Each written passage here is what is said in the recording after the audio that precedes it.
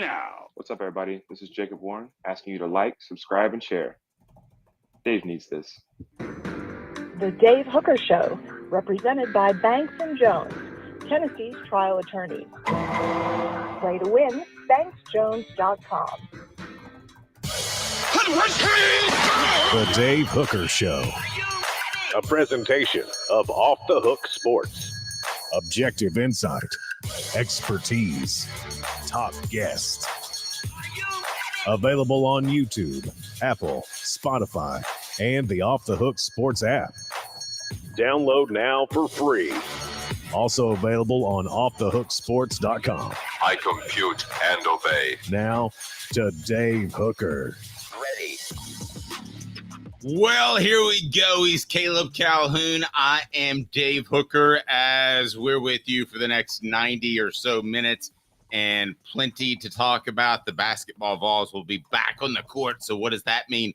Ron Slay will join us. It gets no better when it comes to fantastic guests. Just how good is Tennessee in one of the toughest four-game runs that you will ever see, which started with Auburn on Wednesday night, and it continues South Carolina, Alabama, and Kentucky. So go ahead and hit that like and subscribe button. Yes, I switched sides on YouTube. And by the way, if you're on one of our audio-only platforms, would greatly appreciate you leaving us a review. It helps us get out there more. So again, we appreciate you.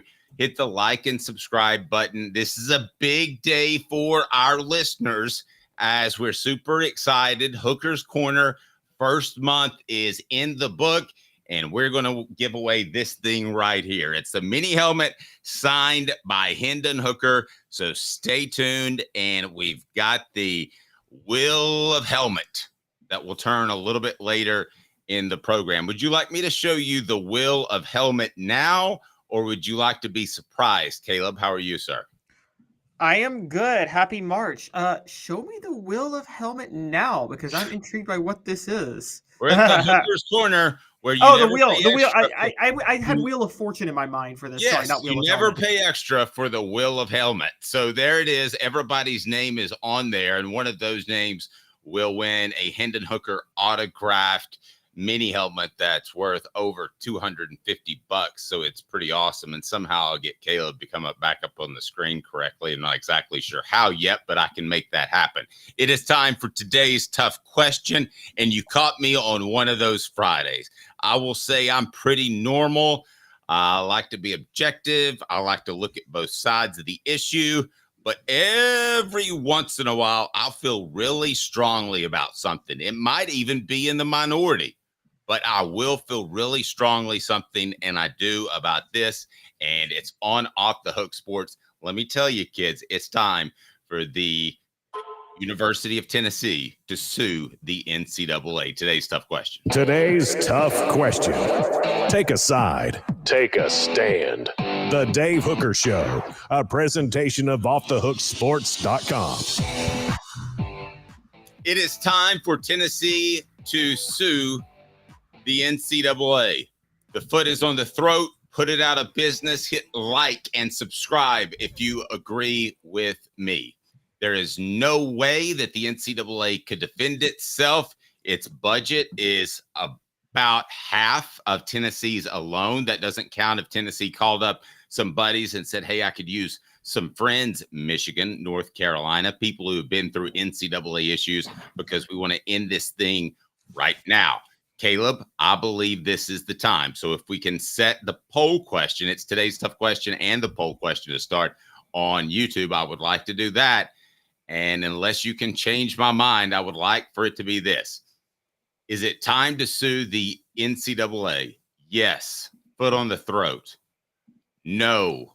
They still scare me just a little bit. And if you're like that, I understand, but it's not how we're going to be. Boundless Moving brings you today's tough question. From their 2-hour minimum to their turnkey operations, they have you covered. Their motto is personal service without limits.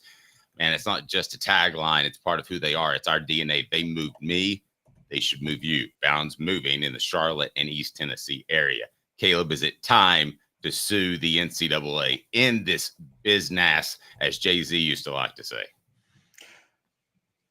You know, when you first proposed this to me, and typically I propose the crazy takes, as Dave will tell you. It's usually crazy Caleb takes when we propose these type of things. Crazy But- Calhoun. Crazy Calhoun, but this time it's Crazy Dave, Crazy Uncle Dave. And so I thought it was crazy when you first said it. And then I thought, the judge's ruling this past weekend, last week, that basically granted the temporary restraining order and the special injunction, the reason he granted that ruling, the reasoning was these limits are going to be found an antitrust violation, and therefore while the ruling is waiting to be ruled on, any player that can't take advantage of their monetary value is illegally being held back. Well, by that logic, a lot of players over the past 2 years, ever since when NIL went into effect in 2021, 3 years, they've lost a lot of monetary value, haven't they? Because of the restrictions on NIL. They have, but let me make sure we're on the same page.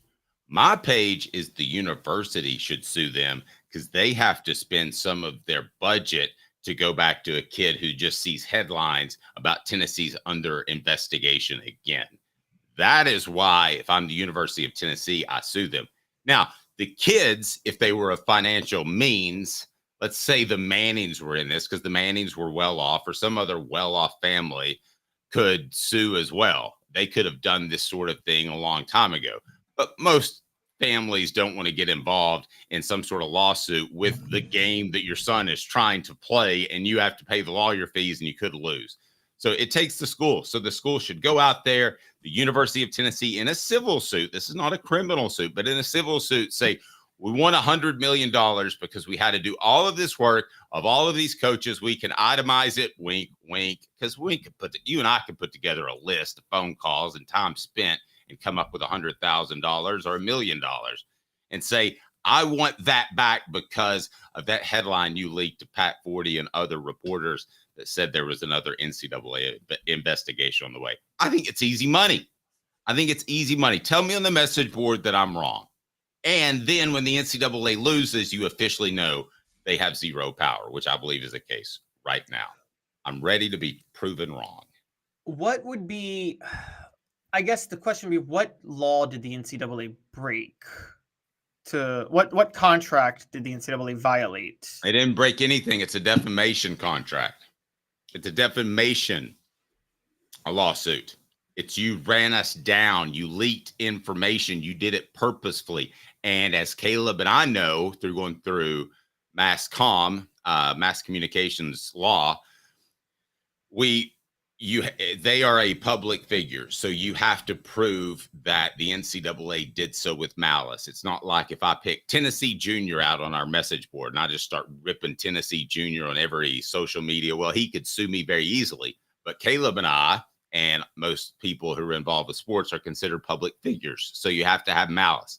I believe the NCAA had malice. I believe they wanted to hurt Tennessee to control all of the governing of football. And I believe it hurt Tennessee in recruiting. There's another layer to defamation, though. That's kind of a big one. But what does Hank Kingsley say about suing them? Today's tough. He doesn't say that. He says, Hey now. There we go. It also has to be false. What would be the falsity of the NCAA leaking that information? What did they leak that was false? Well, if you manufacture your own investigation, it's almost just an attack more than it is a bit of information. Yeah, but defamation has to be malice law. You're right on the malice law. Or, I'm sorry, in the defamation law. It's malice Yeah. and false. Because the NCAA would just say in court, nothing we leaked was untrue. And then the defamation lawsuit goes out the window. Well, you know as well as I do that you and I could get on the phone by the end of the week. And now T. Scott Jones, we're represented by Banks and Jones, T. Scott Jones. He wouldn't take any flippant case just to take our money. But if we wanted to, we could find some other lawyer to do that. You can sue for anything. So whatever it is, the point being that they should sue now, if they were ever going to, is that the NCAA is in a very vulnerable position. So we're not going to do that with T. Scott Jones, but it could easily be done. By the way, represented by T. Scott Jones, Banks and Jones. Why Banks and Jones? Well, it's because they're Tennessee's trial attorney. You can play to win with Banks and Jones because they'll go to trial. You've heard of other lawyers. They say they'll go to trial and fight for you. They won't. They just want to settle. That's the easiest way out. Well, that's not Banks and Jones, led by T. Scott Jones. They won't settle. They'll go to trial for you. Tennessee's trial attorney. They play to win. Truly, Tennessee's trial attorney when it comes to criminal defense or personal injury. Why settle? It's Banks and Jones. T. Scott Jones. BanksandJones.com. All right, so sue or no sue? What do you got, Caleb? We can manufacture a lawsuit if we really want to. We can make it hard on the NCAA so they can't do their business in an efficient factor and might cost them their existence. I'm all for it. Okay, here's the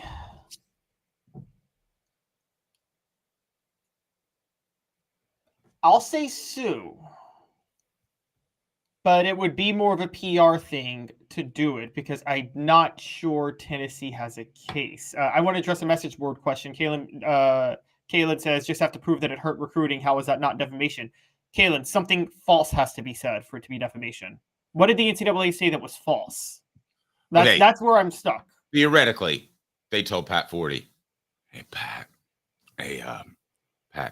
this one's really, really bad.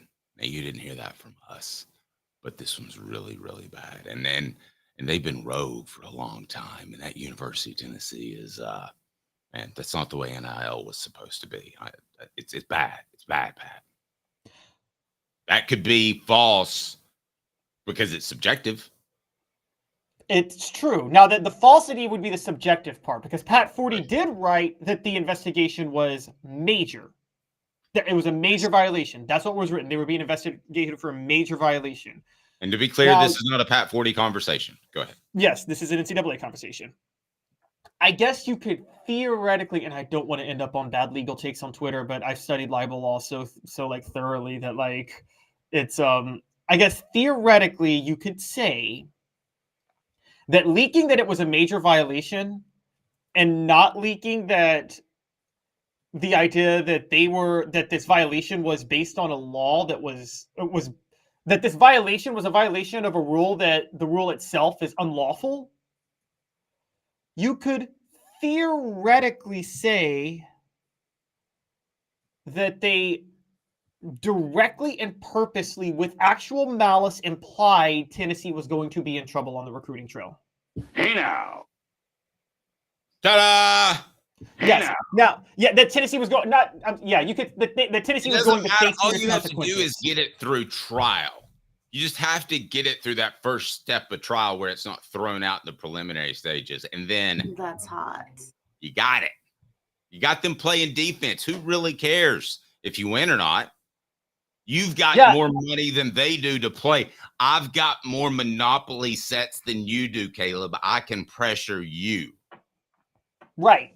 That's very true. Because then if they get the implication out there that if what they said, if you could prove that what they said, that any reasonable person would assume what they said was an implication that Tennessee was going to be headed for serious trouble, and that implication hurt them on the recruiting trail, and that the NCAA knew that that would be the implication by doing that and acted with actual malice, then yes, you have a suit. You've got a through line.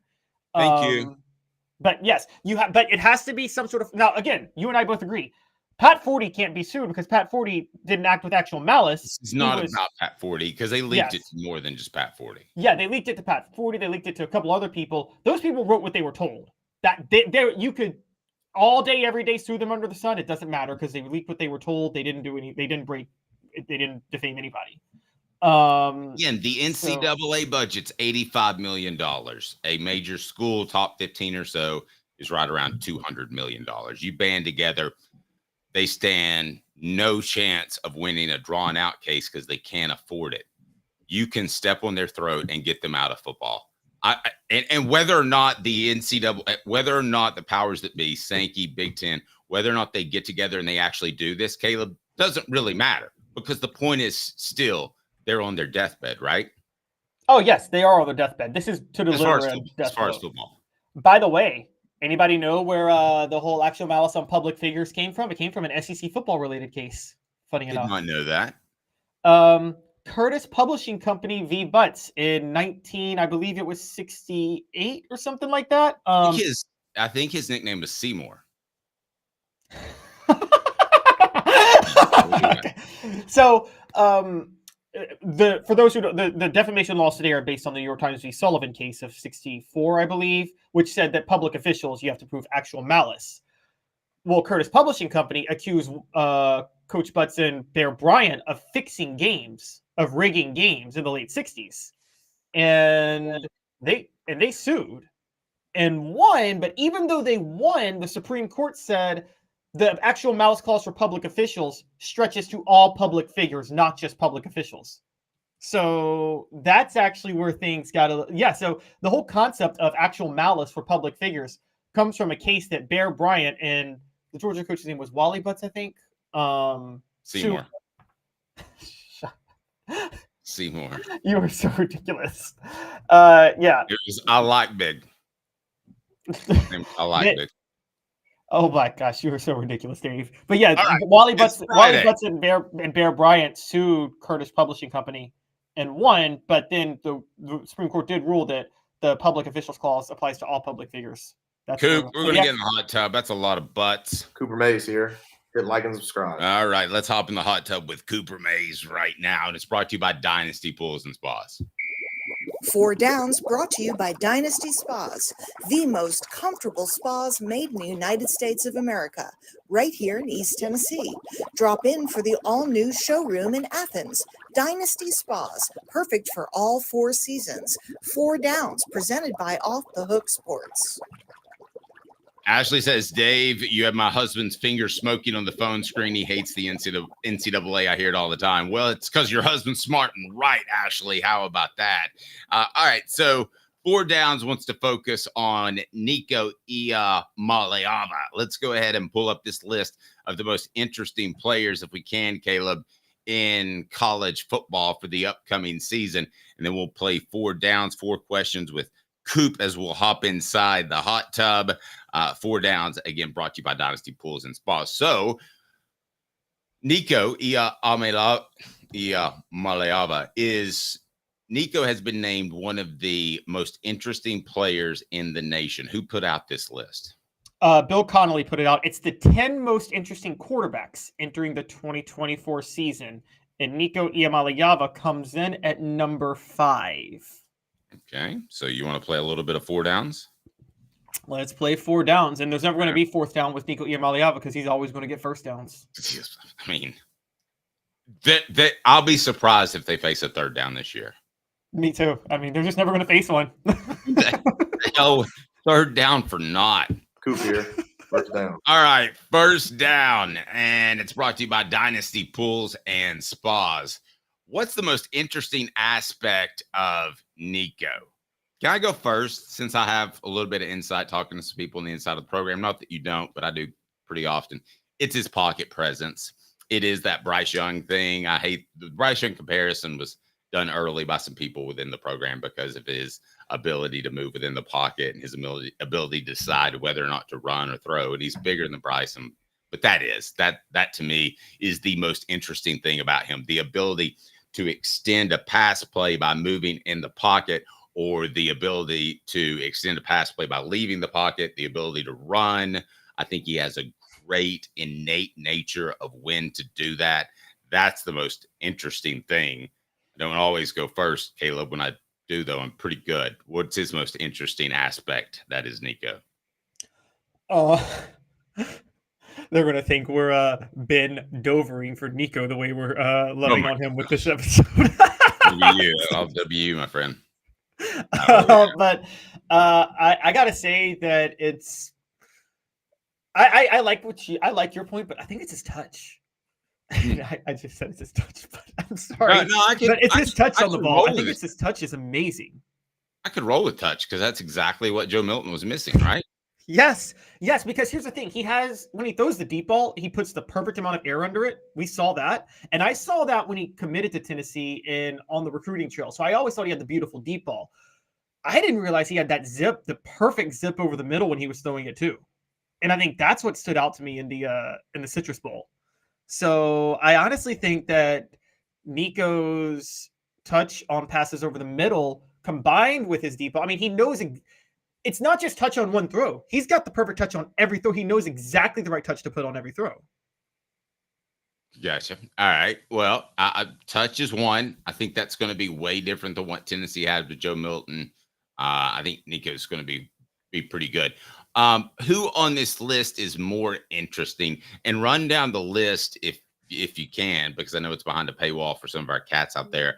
But it's hard for me to paint a better picture, not knowing every quarterback story. And there might be some guy who was homeless, just a couple of years ago. And obviously that would be a better story than Nico, who is a very talented guy in NIL waters, and he's trying to assert himself and ascend up the depth chart, which he has.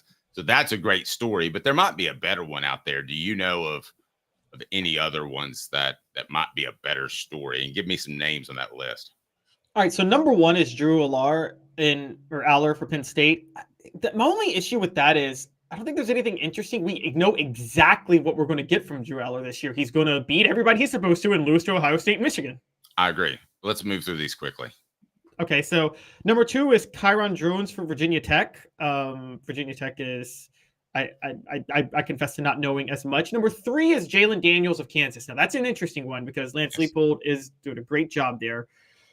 4 is Avery Johnson at Kansas State. Number 6 is KJ Jefferson at UCF, obviously, the Arkansas quarterback. Now he's at Gus Malzahn at UCF. That's going to be an interesting one. 7, I would argue from a national perspective that is on the same par as Nico. The only difference is he went to UCF instead of like Florida or Miami. If he had gone to a bigger school, that might be an even bigger story than Nico. But I still think Nico's the biggest story out of what I know out of all of the guys that you've mentioned. Oh, I agree. And never forget that in going into 2022, most analysts and experts had KJ Jefferson rated higher than Hendon Hooker in terms of who was the better quarterback. So after that, we have Josh Hoover of TCU, Miller Moss of USC, Matthew Sluka and or Haj Malik Williams of UNLV, and Preston Stone of SMU. Where's Nico in this list? Oh, Nico's number 5. I should have said number 5. He's directly ahead of KJ Jefferson. Okay. To me, the two best ones then 5 and 6 should be 1 and 2. Well, best or most interesting? Most interesting. Yeah, I agree. Because I mean, how Nico performs this year says an awful lot. Caleb, I mean, was 2022 a fluke, or was it really what Josh Heupel's offense can be? 4 Downs brought to you by Dynasty Pools and Spas. 4 Downs or 4 seasons of comfort. Please just mention offthehooksports.com. Go out and just check them out. Take a look at their showroom, and they deliver. So why Nico is interesting more with Caleb Calhoun in 60 seconds. Dynasty Pools and Spas brings you 4 Downs. Imagine having the best spas made right here in the United States of America in your backyard. Dynasty Pools and Spas. Their showroom is open in Athens, right off the interstate. You can stop by and check out the best hot tubs and spas in the market. And then delivery, yes, they can do that to Knoxville or Chattanooga. They've got complete support, spa cover, and chemicals to keep your spa bubbling at its best. They also have pool chemicals as well. Dynasty Pools and Spas, amazing discounts for first responders, military, and even some blemish models that can save you a ton, and no one will ever notice. Mention Off the Hook Sports, get $500 off. Mention Off the Hook Sports, get $500 off. Dynasty Pools and Spas. Go to dynastypoolsandspas.com or stop by that showroom in Athens. dynastypoolsandspas.com. Dynasty Pools and Spas. So second down was who is as interesting as Nico. When we said KJ Jefferson going to UCF, please take a moment and hit that like and subscribe button. It means a lot for us, and turn the notifications on before we get to third down. We would greatly appreciate that. Brought to you by Dynasty Pools and Spas. What down, Coop? Tennessee center Cooper Mays here. Third down. Nico will rise or fall on this list during this season? In terms of production or in terms of Interest. Well, he will rise because he's going to be the headline stealer every week by October because he's going to be the Heisman frontrunner. You have your projections a little bit higher than me. I think after a month, he'll become boring because he will play at a consistently high level. And I don't think he's going to be a quotable guy. So I think heading into October, it'll be Nico's just doing it again. I think he'll become a given a lot sooner than any other quarterback that you've probably seen at Tennessee. I mean, I guess Casey Clausen was a quick given. His first start was against Alabama, and he won. So, Tim Tebow wasn't boring in press. It was boring in press conferences, and he still was exciting for everybody to watch consistently. Yeah, at Florida. So yeah. I mean, I don't. I'm just nitpicking. I think he'll be a superstar. I just think he'll be a given quicker than a lot of people in the national media. I think he'll be a given by October. You'll say, I agree. You'll say this football team is going to get B to A+ play from their quarterback, which is pretty strong. So if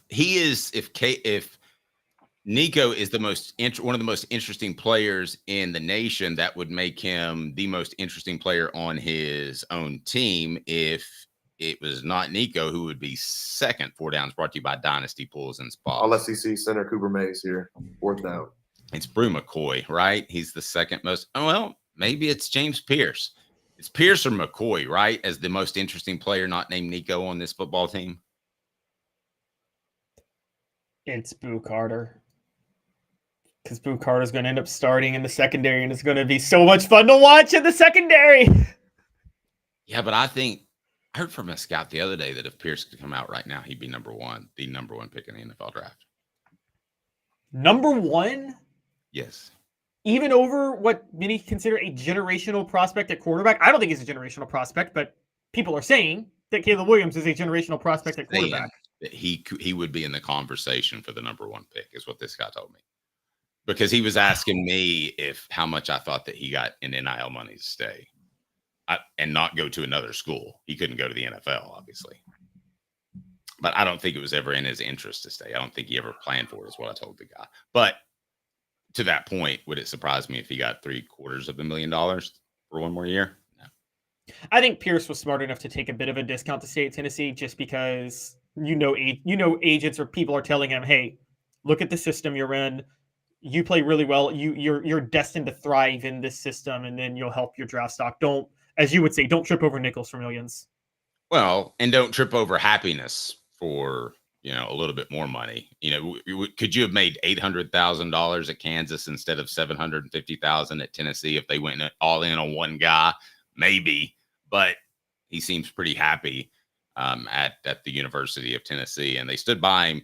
Definitely did in his arrest case with the traffic offense. That hasn't made much news at all. Hit that like and subscribe button. We greatly appreciate that. Pierce is going to get paid. Yeah, I think he's already gotten paid. Coming up on the program, Josh Heupel takes the podium at SEC Media Days on the same day as Comb Over Eli. We look forward to talking about that. Eli Drinkwitz will take the podium on the same day, and another very interesting opponent chosen to go in the same day as Tennessee. Josh Heupel has ties to them. 2 minutes off the Hook Sports. Sun, sand, and salt water, the beach is a very relaxing place. Unless you wear contacts. Ow! Open your eyes to the best the beach has to offer with LASIK vision correction from Campbell Cunningham Laser Center. Sports Treasures in North Knoxville is one of the South's largest sports cards and memorabilia dealers, featuring over 10 million sports cards from vintage to modern. Sports Treasures carries a full line of hobby boxes, singles, autographed memorabilia, Tennessee Vols collectibles, fan cave decorations, and so much more. See a museum full of collectibles at Sports Treasures, 4819 North Broadway in Fountain City, and Sports Treasures on Facebook. Sports Treasures, where the real sports fan goes to shop. Have Have you seen the latest TriStar Hats Co. product? TriStar Hats Co.? What's that? You know, those really cool hats, shirts, tumblers, and even license plates with 3 stars like the official Tennessee flag and stripes like the American flag. Pretty patriotic if you ask me. Ah, gotcha. Seen those. Those are cool. Where can I get them? Simple. TriStarHatsCo.com. And if you order now, there's 10% on any order $50 or more. Plus, use the promo code HOOKED. With the promo code HOOKED, you get 10% off. That's hooked. And don't forget free shipping with any order over $50. Stock up at TriStarHatsCo.com. That's TriStarHatsCo.com. There are plenty of wannabes out there, so make sure you go to TriStarHatsCo.com for the best quality and customer service. Will do, and I'll be sure to use the promo code HOOKED. That's hooked when I do to save an additional 10% off. TriStarHatsCo.com. TriStar Hats Co. is a trademark of TriStar Hats Co. LLC. Any use without express written consent is prohibited.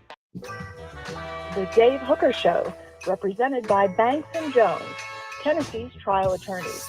Play to win, BanksJones.com. Who's this guy? Hello, who is it? The Dave Hooker Show, Who? a presentation of Off the Hook Sports. What? YouTube, Apple, Spotify, and the free Off the Hook Sports app. Back to Dave Hooker. You had your first SEC Media Days, and I was glad to be there with you for your first, Caleb. I thought it was important to have somebody experience there with you. I think it was like my 25th or so. What were your thoughts on SEC Media Days? Well, I mean, it was fun from the fact that we were in Nashville, but from a actual like work perspective, putting it in Nashville just made things a lot trickier than it needed to be. Like they made it, Greg Sankey tried to make it less of a work trip and more of a tourist event, but there's a lot of work to do there. So maybe he should have just kept it in Hoover. I never did the Hoover but I one, mean the actual event, people actually showing up. I mean, to me, it was pretty impressive the number of people and the number of stations that still made it. Given that we're just through 3 years at the time removed from COVID. Yeah, I agree. It was packed. I don't know if it was as packed as any other. Is it? I don't know if it was usually that packed when you go to SEC Media Days. If it wasn't, it felt almost as packed as the pre-COVID years when it got really crazy, like 700 media members, almost. But the reason I ask is, was it more of a show to you, or was it more of an informational gathering event? Oh, it was a show. It was an absolute show. It was totally a show. And not that it wasn't valuable with us going down there. We got some valuable interviews and we got a lot of good stuff because we focused on the interviews. But the actual inside the halls and the podium, that was a total show. Yes, it was a show. It was a fun show, but it was a show. So do you have a problem with the SEC manipulating things a little bit, Caleb, in order to get the best stories up on the podium on a particular day? Because Tennessee is going up there not with Alabama, their rival, or Georgia, their rival, or Florida, their former rival, or Kentucky, who thinks they're a rival. They're going up there with a couple of teams, not that they are rivals with, but they have some salacious storylines with. Tell me about who Josh Heupel will be going up on the podium with at SEC Media Days, because I love it. This is the best day. I've looked at the schedule. This is the best day at SEC Media Days. So Josh Heupel and Tennessee close out the day. The first that day is Kirby Smart in Georgia. Kirby Smart in Georgia. Which day? Go through the whole schedule if you don't care. Oh, you want me to pull up the whole schedule? Okay. So let's go ahead and pull up the whole schedule. So because they go on teams that Josh Heupel with. I mean, that's hot. It's hot. Okay, so the first day is pretty fun on its own because LSU and Brian Kelly kick it off Monday, and right after that is Ole Miss and Lane Kiffin. I actually think that's a pretty good 1-2 punch right there because both of them kind of have intriguing personalities. And for those who don't know. Yeah, but it gets better. It does. And then after that, for Monday, South Carolina, Shane Beamer, and then Vanderbilt Clark Lee go on right after that. Okay. So Tuesday. Yuck. Kirby Smart kicks off the day. Do we need to go every day, by the way? Well, you told me to. No. I mean, when we go personally in person, after I heard that first day, I'm not riled up. Go ahead. Day number 2. You're not riled up for Lane Kiffin? No, He'll steal the show that day. There's a possibility that Caleb and I will be taking a cross-country tour in an RV to SEC Media Day. So we haven't discussed yet. Yeah, and Caleb's just now hearing about this, but that is a possibility. If we pick up some 23-year-old women, Lane Kiffin will ride with us in an RV. And he'll be driving the other RV that they come out of. All right, rest of the schedule. All right, so Tuesday, Kirby Smart and Georgia kick off Tuesday. And then Missouri goes on board with Eli Drinkwitz, Oklahoma with Brent Venables, and Tennessee with Josh Heupel. And as you guys all know, Josh Heupel and Drinkwitz have some beef, and Josh Heupel played at Oklahoma and takes it personally that he was fired as their offensive coordinator. I love it. Will we see fireworks? Yes, because Drinkwitz will say something stupid. Yeah, and Peyton Manning, the last time you had Eli Drinkwitz say something on the Jim Rome show during SEC Media Days and attack Tennessee awkwardly for no reason. Peyton said, "They're like, that is total bullshit." He did. I don't think you'll see any fireworks from Josh Heupel. I don't think he's going to talk about his Oklahoma days much. I think he's going to pride himself in being as boring as possible, which he usually does. But even now, with good storylines that are out there, Caleb, and now that he's about to be good, the last thing he wants to go up there and do is break character and create some sort of bulletin board material. I don't think it'll be exciting from his side. I will guarantee you Eli says something stupid, something that gets headlines. I'll bet you dinner in Dallas that week, steak dinner, Caleb. And you get to be the judge, jury, and executioner. You tell me if it's, quote, stupid or not. Look, I'm totally with you, though.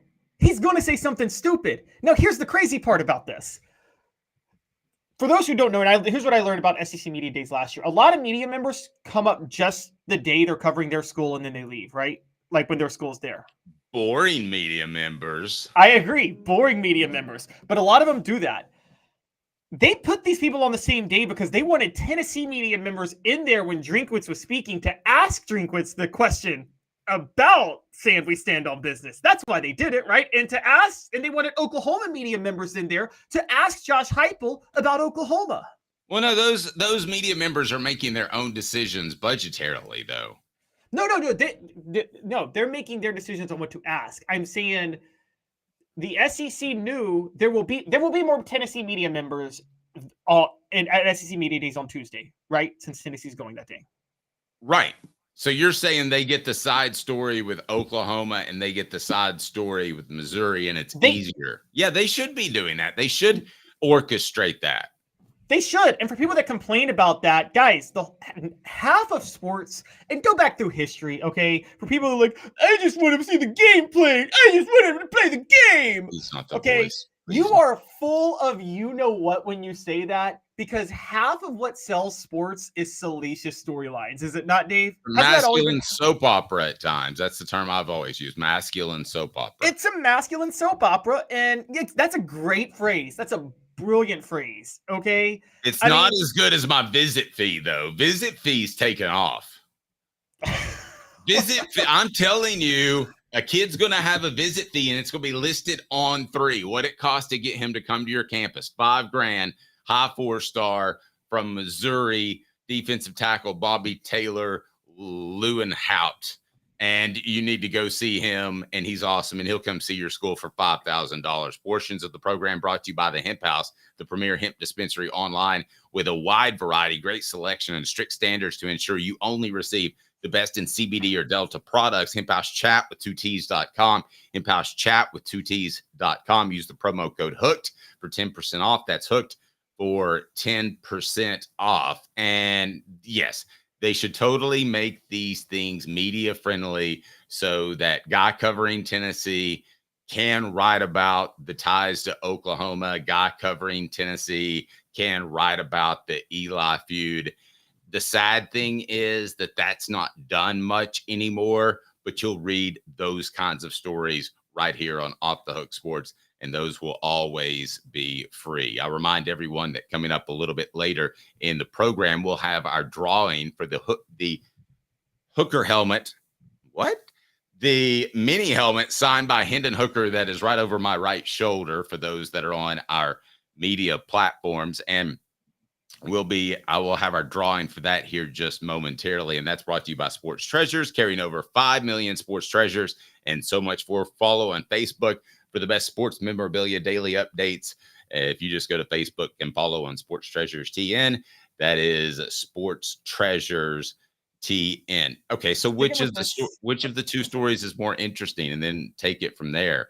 Is it the Oklahoma link or is it the Missouri? I hate Eli. Eli hates me. We wanted the same job. He's naughty. I'm mad thing. I actually think it's the Oklahoma link because Josh Heupel is, even if he won't say anything, there's going to be a lot of Oklahoma media there. There's going to be Oklahoma media there that is the Jimmy Hyams of Oklahoma media that cover Josh Heupel as a player and is now covering him as a coach at Tennessee, who has absolutely zero interest of going back to Oklahoma as a head coach because he's so upset about what they did to him in 2014 that, and by the way, that's not, guys, Oklahoma's in a bind. They're going to fall apart under Brent Venables, and Josh Heupel's going to be the most high-profile coach in the next 2 years, and they won't be able to hire him because they refuse to move on from Bob Stoops. If you were, and that's, the story's big now. It's about to be monumental in 2 years. We're on the precipice of the biggest story in college football. Hey, can you do me a favor? Can you look up what is Norman? Because I'm not really familiar with that area in TV market size. Okay, so you mentioned the Jimmy Hyams, for instance, of covering Oklahoma. Well, Jimmy is a dogged, incredible reporter is what he's referring to. And Knoxville is a big enough town where you don't have just Homer media. When you wear red to cover an Alabama football game or blue to wear a Kentucky basketball game, your media credential should be revoked. But that is not the case in those two situations. So I'm curious what, just not to get sidetracked, but what Oklahoma faces on a day in and day out as far as coverage. So Caleb's going to pull that up. Where do they? So Norman is in the Oklahoma City TV market, which is number 47. Okay, well, give me a second here. So they're going to split that with the Cowboys then. No. The Thunder. Oklahoma City Thunder. Okay, so what does that mean for Oklahoma and the coverage? Because here's where I'm trying to take this. It would take a mass upheaval in the administration for Oklahoma to show any interest in Josh Heupel. So I'm not trying to start that and just get a bunch of more clicks because of that. But I do wonder what the media is like. So the media, for instance, in Tennessee is around 67 to 69, somewhere in there in Knoxville. So that's a pretty high water market when you consider Vanderbilt isn't really covered in Nashville, which would be one of the top 10 markets in the country. So in other words, you're going to have journalists that are more about finding the truth and supporting the team. So I'm curious what Norman, wherever it is, Oklahoma City, where do they rank? What kind of media coverage do they get? So Norman has a population of about 128,000, but the city is served by the Oklahoma City TV stations, TV affiliates. So they are in the Oklahoma City TV market. That's basically, which, as you know, Knoxville's its own TV market, which is a huge deal, by the way. Because, I mean, you know this, Dave. Tuscaloosa, for instance, I'm pretty sure is served by the Birmingham market, isn't it? No, that's a separate market. Birmingham is a separate market from Tuscaloosa? Yes. So okay, that's a separate market. Norman is 20 miles south of Oklahoma City.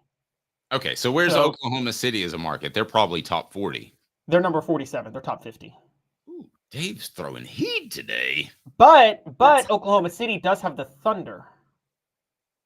Well, but those aren't the same fans. Come on, Caleb. No, I'm saying, but the thing that's unique about Knoxville is, like, it's not the same fans, but with media, you have to devote. I'm not comparing the two from that perspective. I'm just wondering what type of stuff they might have as far as backstories on Josh Heupel.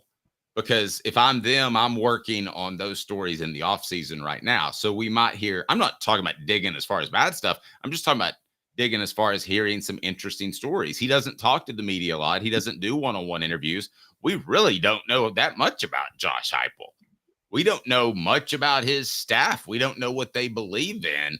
So maybe some of those guys will be able to dig up some stuff, because right now I feel like, and I felt like this following the 2022 season, that Josh Heupel and his staff should do a ton of one-on-one interviews, show who they are to the public, and gender themselves to both the media and the fan base, and build fan equity after an amazing 11-win season. And they didn't do that. So I'm just wondering if we'll learn more about Josh Heupel. I'm not comparing the two markets. Okay, I see what you're saying. Yeah, that's might be something for us to do when we're there. Talk to a few Oklahoma guys who've been covering it as well. Think? Okay, so next couple days. I'm really excited about SEC Media Days yesterday for some reason, by the way. And we had talked about our amount of coverage. We're just going to make an on-air decision. You got to come. I know you got a baby coming, so I don't want you to miss the birth. But other than that, you got to come. Well, if the baby's not born by SEC Media Days, baby's due June 9th. Oh, That would be the. How far along are you? 11 and a half months. Okay, so a couple of things I wanted to bring up before we get out of this segment, because I think the SEC dropped the ball on some other storylines. Okay. Why is Hugh Freeze not the same day as Lane Kiffin? That's good. You know, because the next 2 days are, okay, so Wednesday, July 17th, is Alabama, Florida, Mississippi State, and Texas. Alabama, Florida, are we saying that Kalen DeBoer is the next Billy Napier? I'll tell you who, if I could pick a three just off the top of my head, I'm not saying this is the top three, I would have Florida, Auburn, and Ole Miss the same day. A job that I believe Lane Kiffin, I thought they turned him down, but I've since been told recently that he actually did turn Auburn down. I would have turned Auburn down too. I wouldn't, but that's a different debate. But I'm 70-30 believing he turned him down. I'm not 100% sure. And then the job he wants in Florida. That's pretty saucy right there to kind of hint around, because Lane could drop something like, well, I know the expectations are high there in Florida. So, I just hope the best for Billy Napier. He's a great coach and he's going to do a fantastic job. And when he says that, he's going to be full of it the entire time. He will. He's sitting somewhere watching it going, they're like, that is total bullshit. He will sit there and talk about how great Billy Napier is, when in his heart, he's like, I would move to Gainesville immediately. I would leave Dallas to go straight to Gainesville and be the head coach of the Gators. That's fact. So no storyline out of that day, unfortunately. Except for, unless you think Steve Sarkisian would go to Florida. No, I'm kidding. But Steve Sarkisian and Kalen DeBoer on the same day is interesting, because Steve Sarkisian did want the Alabama job, or they did entertain it, right? Didn't they wasn't there some sort of connection there? Sark and Bama? I didn't hear that one, actually. I didn't hear that connection. I would have to take your word for that. Well, Steve Sarkisian gave an interview a couple days ago and talked about his decision to stay at Alabama. Now, he could have just been BSing like Dan Lanning was. Like, Megan, I'm staying at Oregon. It's like, bro, you were never offered. Okay, that's like when Jada Pinkett boycotted the Oscars. But, okay, so the fourth day. Is there any storylines on this day? The last day is Arkansas Sam Pittman, Auburn's Hugh Freeze, Kentucky's Mark Stoops, and Texas A&M's Mike Elko. Not seeing a lot of storylines out of that one either, are you? There's never a lot of storylines on the last day. I could have told you that. Some SEC and Big Ten teams are about to leave their conference to join a mega conference. They are ready. Also, coming up next this day in Tennessee sports history. 2 minutes. He's Caleb Calhoun. I'm Dave Hooker, Off the Hook Sports. At sun, sand, and salt water, the beach is a very relaxing place. Unless you wear contacts. Ow! Open your eyes to the best the beach has to offer with LASIK vision correction from Campbell, Cunningham Laser Center. Sports Treasures in North Knoxville is one of the South's largest sports cards and memorabilia dealers, featuring over 10 million sports cards from vintage to modern. Sports Treasures carries a full line of hobby boxes, singles, autographed memorabilia, Tennessee Vols collectibles, fan cave decorations, and so much more. See a museum full of collectibles at Sports Treasures, 4819 North Broadway in Fountain City, and Sports Treasures on Facebook. Sports Treasures, where the real sports fan goes to shop. Have you seen the latest TriStar Hats Co. product? TriStar Hats Co. What's that? You know, those really cool hats, shirts, tumblers, and even license plates with 3 stars like the official Tennessee flag and stripes like the American flag. Pretty patriotic if you ask me. Ah, gotcha. Seen those. Those are cool. Where can I get them? Simple. TriStarHatsCo.com. And if you order now, there's 10% on any order $50 or more. Plus, use the promo code HOOKED. With the promo code HOOKED, you get 10% off. That's hooked. And don't forget free shipping with any order over $50. Stock up at TriStarHatsCo.com. That's TriStarHatsCo.com. There are plenty of wannabes out there, so make sure you go to TriStarHatsCo.com for the best quality and customer service. Will do, and I'll be sure to use the promo code HOOKED. That's hooked when I do to save an additional 10% off. TriStarHatsCo.com. TriStar Hats Co. is a trademark of TriStar Hats Co. LLC. Any use without express written consent is prohibited.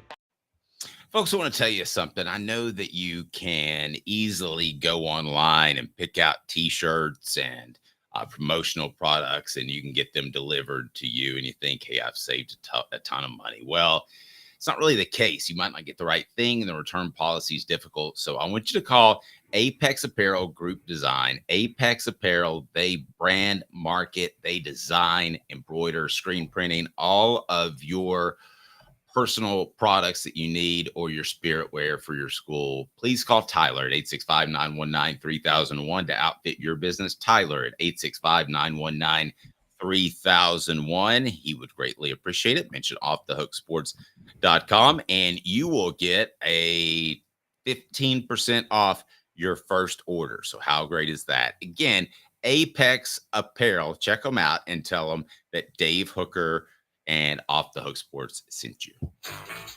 The Dave Hooker Show, represented by Banks and Jones, Tennessee's trial attorneys. Excuse me, Your Honor. Play to win, banksjones.com. Who's this guy? Hello, wizard. The Dave Hooker Show, a presentation of Off the Hook Sports, What? YouTube, Apple, Spotify, and the free Off the Hook Sports app. Back to Dave Hooker.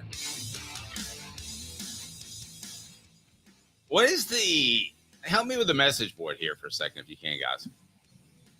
What is the Disney movie that has the chant? It's like a chant of elves and they're marching, and it's a Disney movie. Caleb will know in 10 years. Caleb might not know now, but he's about to be a parent. Is it a new Disney? I'm a Disney stan. Is it a new Disney movie? No, it's old. It's maybe it may even be maybe Dorothy. What's that movie? The Yellow Brick Road. Wizard of Oz? Yeah. That's not Disney. Okay, no, right. It's not Disney. It's not Disney. But when they're dancing around in the beginning, follow the Yellow Brick Road. Yes. Follow the Okay. I keep thinking, leave the SCC. Leave the SCC. Because that's what some people are chanting, and it's leave the Big Ten now. Leave the Big Ten now. Caleb, this is closer than even I thought.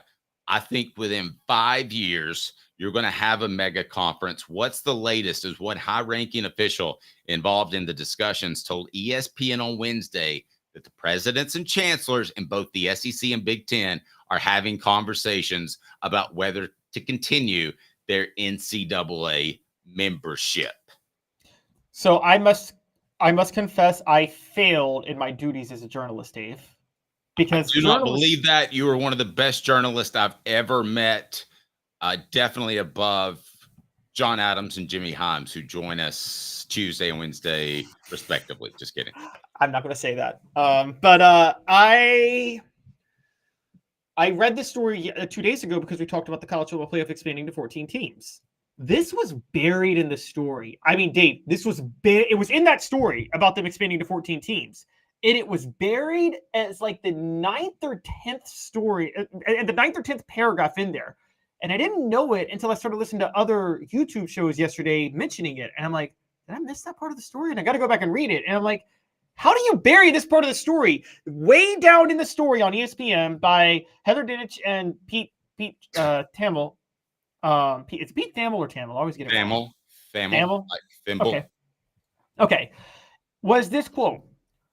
One high-ranking official involved in the discussions, and we're talking about the college football playoff discussions, told ESPN on Wednesday that the presidents and chancellors in both the SEC and Big Ten are having conversations about whether to continue their NCAA membership. It's a move that would impact and could possibly derail the TV agreement. Those conversations are happening, the source said, adding some feel pretty strongly about pulling away. I'd say very strongly. Now, guys, you guys may have known this was coming, but here's the thing. You only knew it was coming because you thought it yourself. You've seen people talk about it. You've heard me and Dave talk about it. Nobody affiliated with the SEC or Big Ten has said anything about it, though, until this moment. Is that fair to say?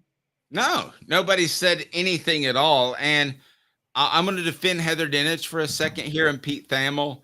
A lot of times those releases and court documents that you get are so deep that you can lose track of the forest for the trees, if that makes sense, Caleb. So I can see that you're going through it almost chronologically. It gets buried, but you're right. That's the bigger story. So do you believe this is the SEC and Big Ten trying to leverage for more control, or do you think they're legitimately saying, guys, I ain't bluffing here. I've got two aces. We're playing Texas Hold'em. There's two aces on the board. If I want to, I'm going to make this move and I'm going to win. Convince me otherwise by being nice. Don't stand toe to toe with me and keep raising the pot. I think the Big Ten and the SEC are in bad faith negotiating with the NCAA and the rest of the conferences. I think what they're doing is they're willing to play ball for a little while because here's what they want to do, Dave. They want to make sure they have every single card. They want to make sure they're holding every single card when they walk away, don't they? They want to make sure they're holding every single card in the book. They have most of the cards. They have all the leverage, but there's a difference between having all the leverage and all the cards. They want to have all the cards. And they're letting a few other things play out. And so they're willing to play with the other conferences in the NCAA right now while they have all the leverage and they're just the big dogs on campus. But this is happening. This is happening. It's over. It's so over at this point. It's like if you guys read Harry Potter in the final book when Harry and Voldemort had their last stand. Harry had like 4 layers of protection and there was no way Voldemort could win. It's like the SEC and the Big Ten are like Harry in this moment. And they are gone. The NCAA is Voldemort. The SEC and Big Ten I don't know what any of that means, Caleb. I'm sorry. I'm just bringing it up. They have all the cards. It's a tough reference. Ashley says, why wouldn't Big Ten and SEC start their own network? They have the money. I think that's basically what they're doing, but they're doing it this way. They're doing it as far as partners with the SEC. Speaking of partners, glad to announce that we have a new one, and that's our friends at BetUS, and you can get an incredible bonus, 125% for the first 3 deposits. That's 125%. And you also get 10% gambler's insurance, though. There it is right on the screen, and it's right below, but you just go to our link, if you don't mind. And if we can, we've got that right below, then you can go to that link, and we certainly want to get credit for it, but we're glad to work with BetUS because 125% bonus is a big deal, Caleb. Yes, that's a huge deal, guys. Take advantage of this. Don't fall. There's a lot of betting scam companies that have started up now, by the way, and you don't want to fall for those. BetUS is not one of them. I've used them for a lot of the odds that we talk about on this show. So absolutely BetUS. You definitely want to try that out.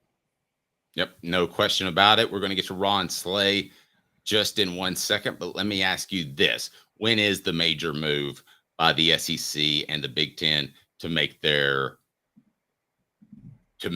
mega conference first step? Is it months or years away? Oh, I actually think that it's months. I think you're going to see so many things happen this summer. There's about 5 dominoes happening in college sports right now. There's the NIL domino, there's the playoff domino, there's the Florida State ACC lawsuit domino, and I think you're going to see all of them fall within a similar time. I believe there's a contract through 2031 with ESPN, so there's some details that have to be okay. Basically, the ESPN college football playoff deal that's being negotiated would run through the 2031 season. You're going to know very soon how quickly these dominoes will fall based on where that deal runs through. That's going to be the story. No doubt. I'm going to write a column based off with what this guy said on Twitter. Ron Slay, former Vol, joins us now. The Slay Ride, the Boom Boom Room. It's all that and more. He's texting like he's just going crazy. He's so excited to text and say, Billis, I'm coming for you. And you just wait. And I'll tell you what, that prime spot, that's mine, baby. And that's what's going on right now, isn't it? Yeah, that's exactly what I was doing. I was hitting send on this message. Yeah, right then and there. You caught me. You better start growing some hair, Billis. I'm coming. Hey, man. In all seriousness, can I take a second? Yes. You are knocking it out of the freaking park on SEC Network. I mean, I'm not surprised. I'm zero surprised, but I'm so proud and happy for you. I know it seems like to a lot of people it's like an overnight success, but I know you've worked really hard. So I just want to say kudos, my man. Man, I appreciate that, Dave, man. You got to see it. You got to see it all take shape and form from a little young pup, guy running out there with the scream mask to what we have today.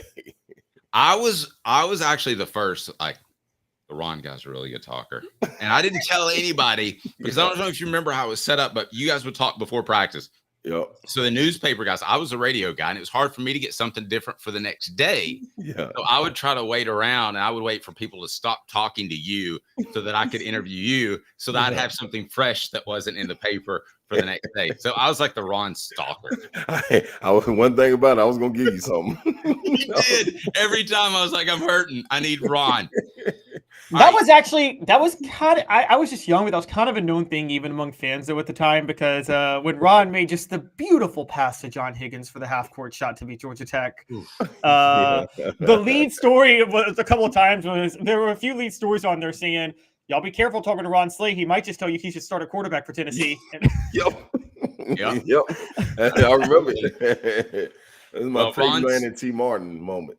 Yeah, that's right. All right, so let's get to it. You brought it up. Ron's appearance brought to you by Dynasty Pools and Spas right there in Athens, their showroom, and they deliver Knoxville and Chattanooga. All right, you brought it up on the Twitter, and I was like, I want to talk to Ron about this. Yeah. We're talking about Dalton Connect being SEC Player of the Year.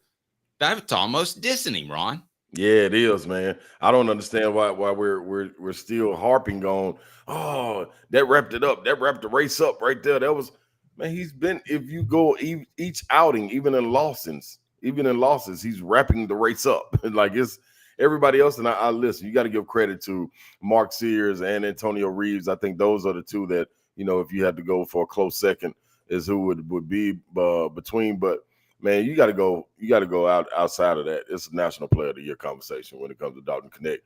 The reason being, you got to imagine when you look back over the years and you think about National Player of the Year, it's dominant performances with the lights being the brightest when everybody is watching, and he delivers. You think back to Adam Morrison, the things he was doing, Jimmer Fredette, the things he was doing. You look at Buddy Hield when he was at Oklahoma, the things he was doing. Like the list go even recently, Luka Garza. When Luka Garza was on fire or out, it was moments like this, like he's digging them out of a hole. Now, back Big Zach Edey, I understand, man, this is dominant every day in and day out. When you watch him play, and he has a good group around him. But I can't see Edey pulling Purdue out of a hole. Like if they get down 15, get down 10, that game's pretty much a wrap because he's not going to be out there shooting threes. You're gonna be fine with letting him get his buckets and then going down and trading for twos, making him get out and guard the pick and roll or something. I think the weak link for Dalton Connect may have been defensively, but he's tightened it up ever since the Texas A&M game at College Station when they were taking turns picking on him and driving on him and getting him in foul trouble. We haven't seen that since. He's not running and hiding. He's looking for the moment, and he's taking the moment. There's no more. We can almost schedule it during the game. Oh, it starts to look like this is about when Dalton Connect would take over, and it happens. And he doesn't doesn't take a step back. The only knock I would give on him now is, dude, just knock your free throws down. Make your free throws so we can get some 40-point games or something. Then we can really have this conversation. But that's my take on it, man. If this was any other year or any other conference, any other school, Blue Bloods or whatever, imagine if this was taking place at a North Carolina or at a Kentucky or at a Kansas or at a Big East Syracuse or something like that. Imagine what we would be saying about this. Amen. It wouldn't even be a question. Even at Georgetown. Exactly. If you even just put them on the East Coast in one of them schools, like it's no way this would be a conversation. Well, Ron, it's funny you say that because I agree with some limitations on court storming, but that Kyle Flipowski, that was look at the way ESPN was like, oh my God, he was so hurt. I mean, Duke is like the ultimate Karens of college basketball. If there was a Karen of college basketball, that whole situation, dog. Like I thought that was a weird situation. That was a look at me moment in a sense. Yes, I want him to be okay, but at the same time, man, you 7 foot, you know how to protect yourself when you see a court storm come. You're not going to walk like you're in the park, you know what I mean? Like a casual walk. And you got to have the right energy and the right spirit about yourself. To me, in my opinion, he was about to push that kid. You know what I'm saying? Like, yeah, there may be some tensions there, but he was about to do something that he shouldn't have been trying to do as far as protecting himself or getting off the court. He was going to do something. Karma came back and bit him, and that's what you got. Yeah, totally. I actually kind of agree with you on that. Hey, Caleb agreed with me. What? Won an award. Well, you practically have to be an advertiser for him to agree with you on this. I'm about to push back though on that. I knew it was coming. It was just a nice setup, Ryan. Okay, because I got to get back to Dalton Connect. Yeah. Ryan, I love you. Mm-hmm. I love what you're saying about Dalton Connect. Mm-hmm. But you just you just suggested maybe player of the year over Zach Edey. Yes. Given Zach Edey's numbers. Now, I made the hot take yesterday. I can't even say Dalton Connect is the most important player on Tennessee because I've been saying Tennessee goes as Jonas Adu goes, even though Dalton Connect's the better player. Mm-hmm. Like Tennessee can win a game when Dalton Connect scores single figures. They've done it. Can Purdue win a game if Zach Edey doesn't score double figures? That's a great question. I think things that have to be put into context too. With me saying Dalton Connect should we National Player of the Year is not a knock to Zach Edey. I think that's got to be said too. Like I'm saying it should be a race. Like we should be mentioning Dalton Connect with him. Like at conversation. When the conversation's going, like we need to at the end of the day say, okay, let's line it up. This is where it needs. To me, it's not even a conversation. That's the problem. You know what I'm saying? Oh, okay. And I just think like if this was, that's why I throw the blue blood programs out there. If you talk about one of these schools at Duke, can you look how we talk about Filipowski and he ain't even doing nothing this year. You know what I'm saying? We talking about a guy that's worked his way into damn near a lottery pick. Like we talk about draft potential and things of that nature. I don't think when we talk about Edey, we ain't talking about that with Edey. It's a foregone conclusion that maybe he goes undrafted. This could be the back-to-back player of the year that's undrafted. What does that say? So that'll be even more reason if I was college basketball, I would be thrusting him up to the forefront to let people know 23-year-old, fifth-year guy grounded his way up. Now look at him. He's National Player of the Year. And then in the conference alone, when you talk about bringing separation, and 6 or 7, 8 years ago, when Commissioner Sankey said, we want to take basketball serious in the SEC, it's nothing more serious than winning the national championship or having the National Player of the Year in your conference, your basketball conference then. Ron, I think he's the best story in basketball, and it's incredibly undercovered. Without question. When I talk to people that are very casual college basketball fans, and I say that, man, did you go out of your way to watch Dalton Connect Wednesday night? Because he is just special. Mm-hmm. And they say, I didn't notice that yet. That surprises me. Why is he not getting more coverage? I don't understand it, man. I think a lot of it is when you look at it, it's the powers that be in the SEC. You automatically point to football. It dominates the landscape, man. When you talk about NFL, then college football, and it going year round, and especially the SEC, you kind of bat an eye at it. Did they catch lightning in a bottle? Do we really want to pay attention to it? Let's see them do something. Can it be consistent? I think, man, you look at it, and you talking about the best players in the last 2 years, regardless of Zach Edey, what he did, his dominant performance last year. I still say Brandon Miller was the best player in college basketball last year. And then you scratch your head and you come right back, and Dalton Knecht is the best player in college basketball. They do things at the wing position, and this is a big man talking, that you can't get, you know what I'm saying, anywhere else. What you can do as a point guard and a big, you can go win tournaments. But what you can do as a wing, dominating the game, is electric. And kids gonna rival. They want to be a part of it. Older people, they can't wait to buy their tickets to come get their popcorn and watch you. It's just exciting when a wing does it, especially at his size. The way he does it is nothing. It's undervalued. Yeah, Ron, I vote for the Heisman. You might too. It frustrates me a lot of the voters that don't take it seriously, and they base it off preseason hype. Basketball voters for the Wooden Award, I think, have been more flexible. I think a guy can come out and have 1 year. It's just the Edey thing is so unusual with the way he stayed, because he's not a great fit in the NBA. It's hard to overcome that pub. Just speaking from a guy in the media. Yep. I don't know how you go against it, because to Caleb's point, like, you point at the numbers and it's like, win or lose, like, those numbers are going to be consistent. He'll go get 35 and 15, no matter who they're playing, whether they get beat by 40 or they win by 40. And that right there, to me, is impacting the game in a different way when you're talking about Dalton Knecht. Like, to be down in these games, in matchups, in conference play, where it's physical, out there on the perimeter, and you be able to pull your team out of a hole against a team that's 5th ranked nationally defensively, that's not supposed to happen. You should not outscore this team. Like, it'll be different if they were lacking offensive ability. We just watched Aiden Holloway go bananas against Georgia from the point guard spot. Like, they should be able to put the ball in the hole. I was a scorer, and I love to get the ball anywhere out there I felt like I could score. I never received a triple team, ever.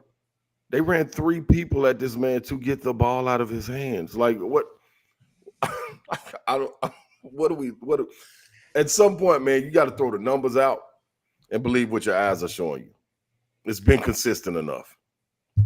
Yep. Yeah, I think what stood out to me, Ron, the other day is we knew Dalton was a scorer, but the thing that was so intriguing to me was Tennessee. Part of their formula for winning is Zakai being Zakai. Yes. And Jonas Adu doing what he does down low. Dalton scoring when they need a bucket, but also having the hot hand. The crazy part is Dalton is the scorer, but he can also have the hot hand. Yes. And he did the other night. He went from Superman to the assassin.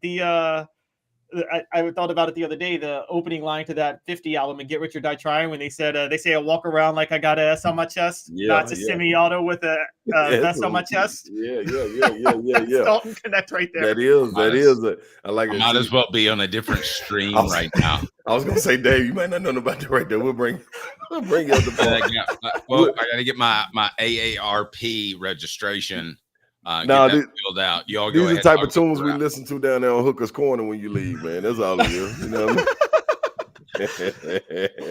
When the lights go off and Dave gets out of here. Yeah. That's when it gets fun. Hey, I do, Caleb. I just think it's different, man. When you got this guy doing what he's doing, man, on this level. Like, if I was Dalton Knecht, like, you don't want him to be boastful about it. I think he's handling it the right way. But in the sense, man, it may be to his detriment that he doesn't sell himself enough. You know what I'm saying? Like, the national media is kind of, you get that Opie, you know what I mean, country boy flavor from him, and it's like, oh man, that's a good kid right there. You know what I'm saying? Like, I think if he was a little bit more bad guy, the spotlight may shift to him a little bit more. But I want him to be him. I'm just saying, man. Could you imagine if it was me? Yeah, but Ron in person, because I had a little date night thanks to Banks and Jones. The show's represented by Banks and Jones with my wife. And there are a couple of times that he may be an under his breath trash talker that I noticed on the court that I didn't notice. I don't know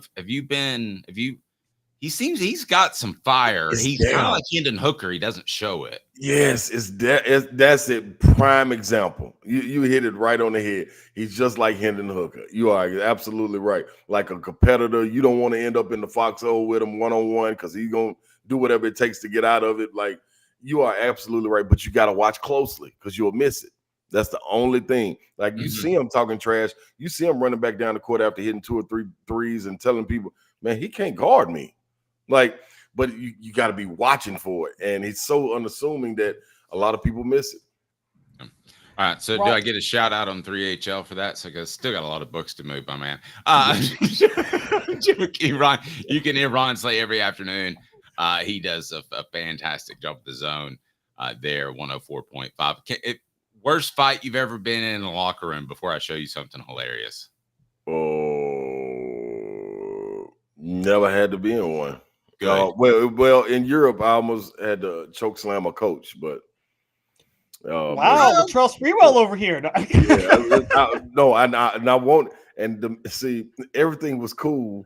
We got out of it. He took me out of the game. I was unhappy with it. We got in the locker room. We ended up winning the game. We get in the locker room, and he said something in Italian. And I was like, no, dog, you speak good English. Say it in English so I can understand exactly what you're saying, so I don't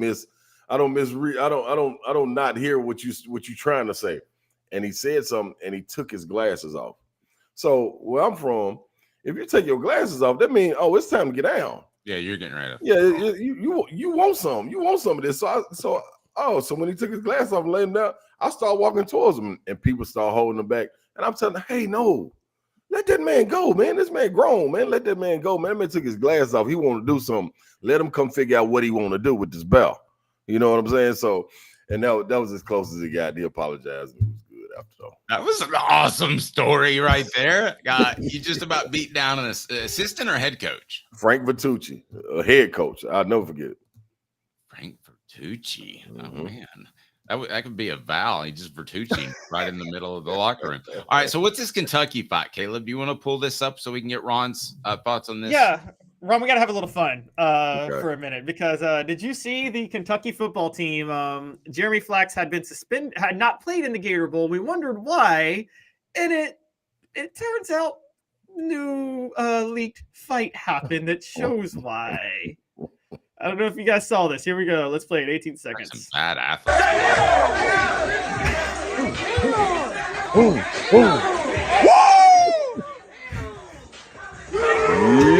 Yeah. Okay, let's cut it there before you get a bad word in there. We've definitely got. You got to cut it before that. We got one guy that wrestled in that pair and one guy that didn't. Yeah, because you can tell the guy that wrestled had leverage. Every bit of it, man. Like that was, you know what? Watching that right there, man, just lets me know that, boy, Kentucky, y'all got some work to do, man. Y'all had some good seasons, man, but yeah, I don't think they can get to that next level. And the reason being the leadership in there, man. Who lets that go on? Who lets that go on, and who records it and gets it out? That's the whole problem. Like, come on, dog. Where's the leadership going on in the locker room? Ain't no way. I would have made sure I got whoever phone it was, if I was the captain of that team, deleted that video, and that's staying right here in-house. I'm cool with the fights. You know what I mean? That happens. You're around each other all the time. But we ain't finna put this out on social media, dog. Now, what happened in the locker room, stay in the locker room. That was foolish. And, man, I don't know how to recover this year from that right there. I will tell you this right here. I would be so upset, and you're right. The releasing part of it is worse than a fight. Josh Heupel hates fights. He doesn't believe in fights. I think a little bit of fighting in football is actually okay, personally. I think that's just me. But yeah, when the fact that somebody would leak this months after, that makes me think that there's a portion of the roster that's not Big Mark Stoops guys. Yep. Anytime you want to put that out, that looks like you don't have control of your team. Like that's not a good look at all, man. And moving forward, like with all the controversy of basketball, football, school, this, that, and the other, this right here, I can't see this happening on Cal's watch. You know what I'm saying? So I guess he wins. It's a basketball school. Yeah, it's that's a good point. The other thing that gets me is like I'm with you guys. Like I'm actually okay with fighting to a degree, but I feel like if you're fighting like Ron, like if you're involved in any way, you're in the fight, either trying to break it up or fighting. Like you're not on the sideline cheering, like not just filming. The other guys were like cheering it on. I'm like, really? Like you don't cheer on your teammates fighting, right? Yeah, and I'm cool with the wrestling and all that, but as soon as the first punch is thrown, we breaking it up. Like come on, man, we brothers in here, we're not hitting each other. Like what are we doing out here? Like now we can clear this thing out, square it off, and y'all get to wrestling and do everything you want to do. But once you start throwing punches, dog, that ain't bringing us together. You know what I'm saying? Ooh, Ron, I always thought the rule wrestling. The rule too with football, with the great football teams that I've covered, and the difference between the bad ones is that the animosity was done the moment you step over the line. It was just like Field of Dreams. You remember Field of Dreams? We stepped over and he disappeared. When you stepped over that line, that issue on the field, or in your case, the court, was done. And if it wasn't, you didn't have good team chemistry. Yeah, exactly. We used to get into it all the time when we were basketball. You know what I mean? Like we imagine all the hotheads and egos we had on our team, personalities that clashed.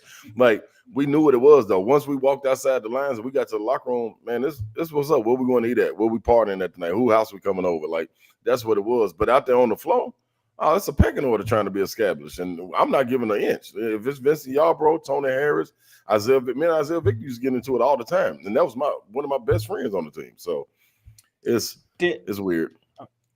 So question, because we've all seen the video of your old roommate who likes to get slapped in the face before football games. John Henderson.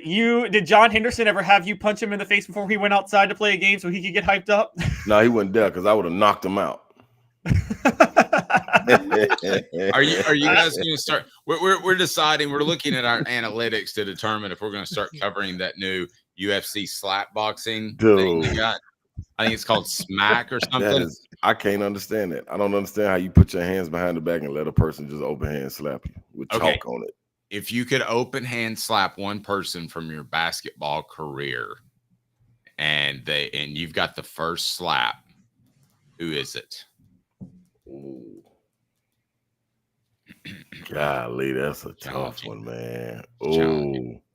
Or do you want to pick somebody from the broadcast session that you've been in? And you don't have to name them. You can just say they were a reporter who did this Super Bowl. No, I name him. Brad Shepard.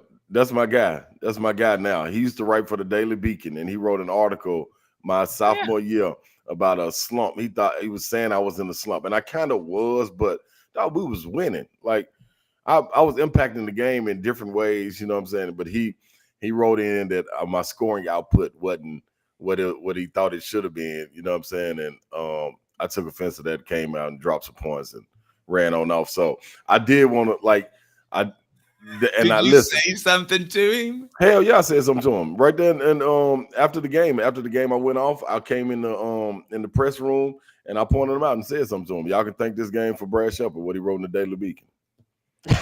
Nice.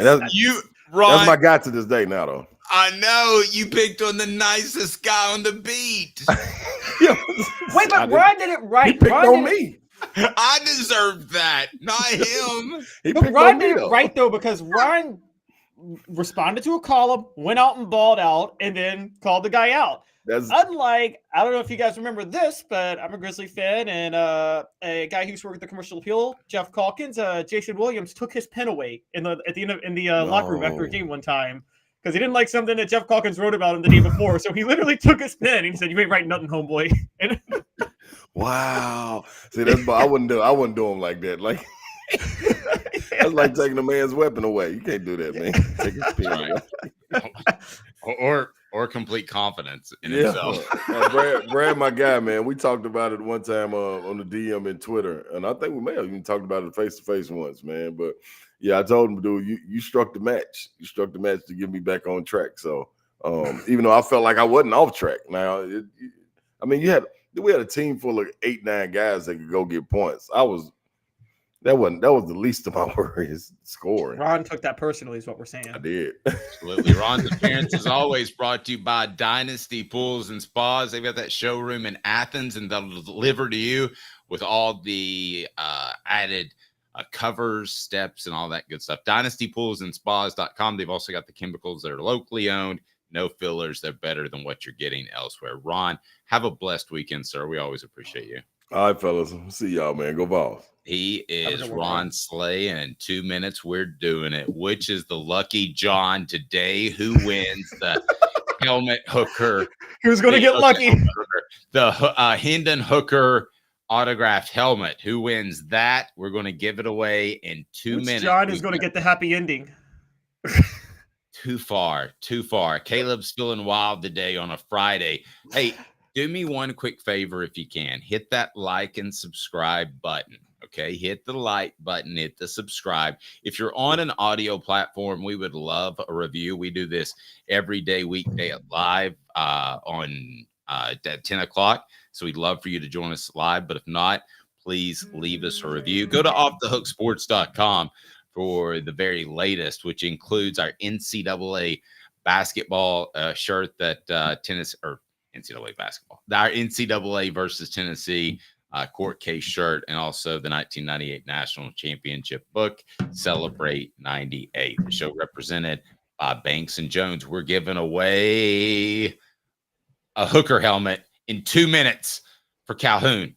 I'm Dave Hooker, Off the Hook Sports. Can you feel the drama in the air? Got cataracts? We can fix that.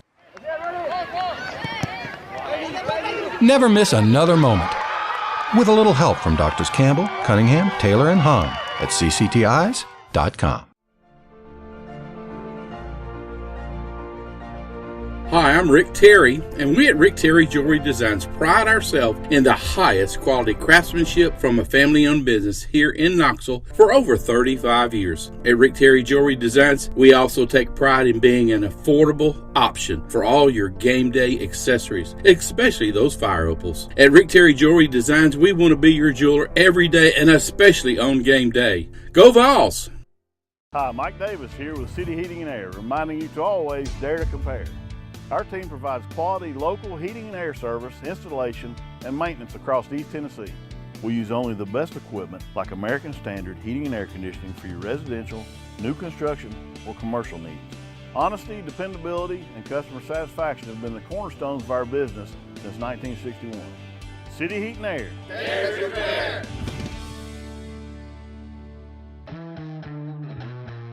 We believe every day is a good day to be thirsty. With free samples on draft and lots of flavors to choose from, Tennessee Cider Company prepares a hard cider that's easy to enjoy. Some say it's the signature cider of the South. Others say it's the cure to your craving. They all say you'll savor every sip. The area of Gatlinburg has so much to offer, and so does Tennessee Cider Company. Add us to your list for shopping and fun experiences. You'll be glad you made the trip. Find our cidery in the Mountain Mall on the Gatlinburg Parkway. Sip smart. Sip the good stuff. Sip Tennessee Cider Company. Thirsty yet? Doors open at 10 a.m. The Dave Hooker Show, represented by Banks and Jones, Tennessee's trial attorneys. Play to win, banksjones.com. You're listening to The Dave Hooker Show, a presentation of offthehooksports.com. The internet is full of pictures of each and every one of you. Available on YouTube, Apple, Spotify, and the Off the Hook Sports app. Download now for free. Is there nothing you people can't do? Also available on offthehooksports.com. We believe in internal leadership. There you go, Crawdad Watson. Only 35 likes. Come on, guys. We're better than that. We shouldn't have to say it. Hit that like button, please. We appreciate it. If you haven't subscribed to this point, you need to do so. Let's go ahead and pull up Caleb Hooker's Corner, in which you can become a John. And how does this work? It's pretty simple. And Travis says that Hooker is about to make someone very happy. Yes, Hooker is. So here's the way this works. Thanks to our friends at Sports Treasures. Once a week, we'll give away a prize along the lines of a t-shirt or book. Celebrate 98. It's a pretty good selection, if I do say so myself. Got some Hooker t-shirts as well. We'll add some TriStar memorabilia to that. And that is a weekly prize. Those are cool. You get those and you're happy. But how about this prize? How about this Dave had prize? trouble picking it up for a second. Yes, Dave almost fumbled the Hendon Hooker autographed helmet. So if you're on our audio format, you can't see it, but you should go ahead and make sure that you go on our Patreon page. Can you put the Hooker's Corner link right there in the message board if you don't mind doing that? And then we'll go ahead and we'll roll out the drawings. I remind you, Sports Treasures in North Knoxville is fantastic. Sports Treasures, check them out. Carrying over 5 million Sports Treasures. They want to be your jeweler. Follow on Facebook for the best in sports memorabilia.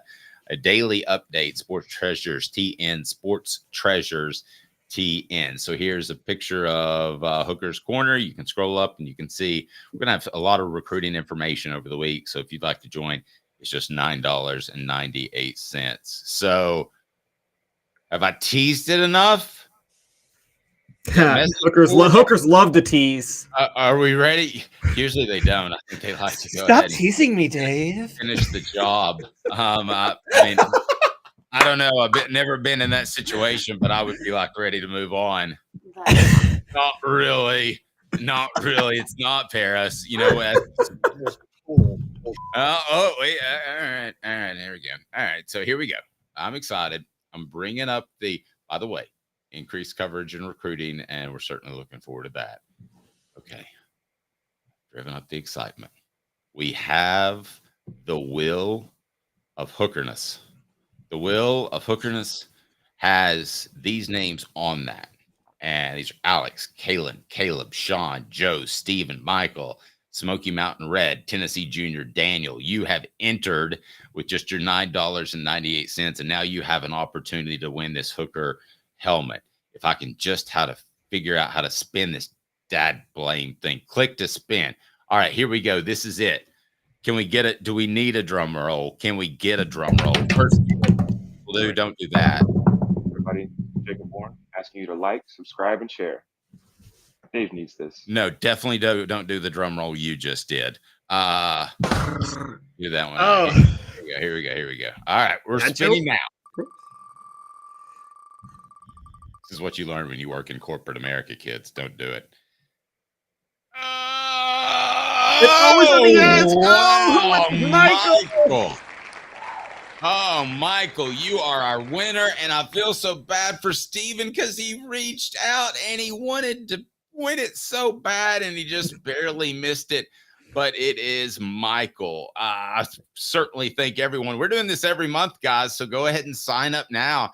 Get in line for some more prizes that you can win. Just $9.98 a month, increased interaction with us.